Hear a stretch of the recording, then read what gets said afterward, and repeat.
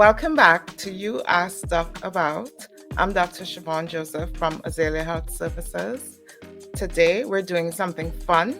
It's the Flashcard edition. I've got a stack of your most trending questions online on women's health topics, and I'll answer each as quickly as possible. Bear with me. So let's go. Cycle thinking.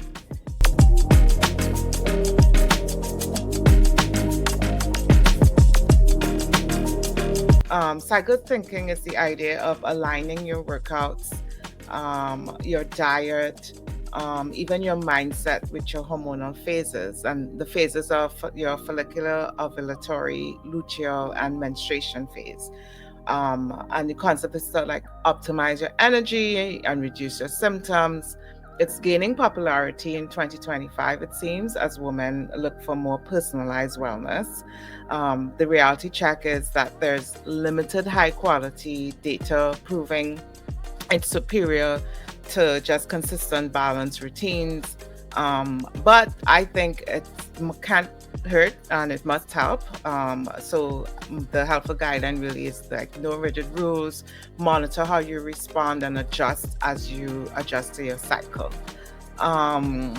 I would also hear mention in terms of cycling, seed cycling. So seed cycling is the idea that eating specific seeds during different phases of your menstrual cycle, like flax and pumpkin in the follicular phase and sesame and sunflower seeds in the luteal phase. And this can help balance your hormones, reduce PMS symptoms, and support fertility. So what's the reality here? There's, again, no solid scientific data that seed cycling directly changes hormone levels or even your menstrual cycle regularity. But the seeds themselves are healthy. So they provide you with fiber, healthy fats, zinc, magnesium, which can support overall hormonal health indirectly. So it's not harmful and it might make you more mindful of your cycle. Just don't expect it to be the fix for your hormonal issues.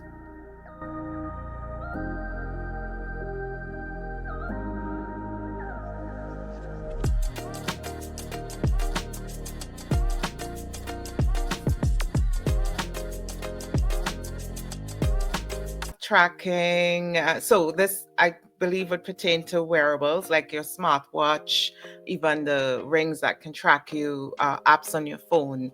So these are becoming more reliable for women's health tracking, marketed more and more, right? You scroll your phone, you're getting ads for these devices to monitor your menstrual cycles, ovulation, sleep, your stress, and more. But the accuracy of these different brands and the sensors of them will vary, especially for hormone-related metrics. So always confirm with lab testing. Know your numbers, go to your doctor, come into your healthcare provider and still get tested and checked. Don't rely on these devices. There can also be some privacy risks with period tracking apps, which has come up in the office as a concern. So many period tracking apps will collect sensitive data like your cycle date, your sexual activity, and even pregnancy events. So recent investigations from 2024 to 2025 have found that some of these apps do share or sell your data, user data, to advertisers or to third parties. So there's where it comes in to read and know the fine print. Yeah, it's a chore, but some are more transparent than others. Not all will let you know what they're doing with your data. So even with the privacy policies, even enforcing these laws is still something that's not happening yet. So to protect yourself, use apps that clearly state that they won't sell or share your data. Number one, turn off your location tracking and data sharing permissions on your phone. Consider apps that store the data locally on your phone, not just in the cloud. And always try to read up on your app's privacy policy, even the fine print, right? But the bottom line is period apps can be great for self-awareness, but treat your health data like your personal financial info, really. So choose privacy first options and manage permissions carefully.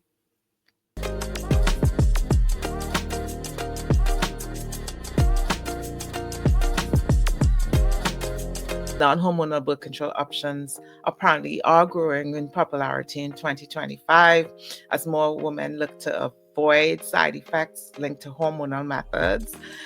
These include barrier methods like condoms, diaphragms, which unfortunately is always mentioned, but I really can't tell the last time I've actually fitted a diaphragm or encountered someone using that as their primary source, but definitely resorting to condoms, the copper IUD as well. And this is in a more sort of a fertility awareness, a wellness awareness, that in some places some women are leaning more towards non-hormonal options. Now, there's pros and there's cons to these. The effectiveness of them, the ease of them, and the comfort will matter to you.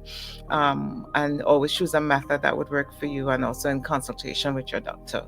But in terms of the non-hormonal ones, you have less cycle control. So you'll still get your normal menstrual patterns and hormonal fluctuations. So if your periods skip, they will continue to skip. They won't be regulated. If you suffer with PMS symptoms, then that may not be addressed either. Then there's variable effectiveness with the non-hormonal options of inconsistent use of condoms, for instance, is something that will then have a higher failure rate if that's your method, if not used perfectly. The copper IUD, while it's hormone-free, can cause heavier bleeding and more menstrual cramping in some users, not all, but it can change your period in that way. Condoms, they again must be used perfectly, so used every time. They can interfere with spontaneity during sexual encounters. And then, of course, for some women, there's latex irritation, there's irritation from the oils. What else? Oh, and non-hormonal methods won't help with skin features of your hormonal imbalances. So facial acne will continue, and irregular cycles as well, too. So the bottom line is that non-hormonal methods are great if you want to avoid hormones, but still consider your options carefully, because natural doesn't always mean easier or more effective, right?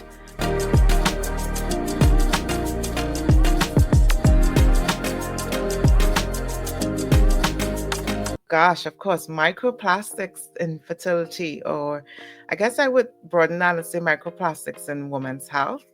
That seems to be a hot topic. So, should you worry about microplastics in fertility? And then there were some searches about it being found in ovarian fluid.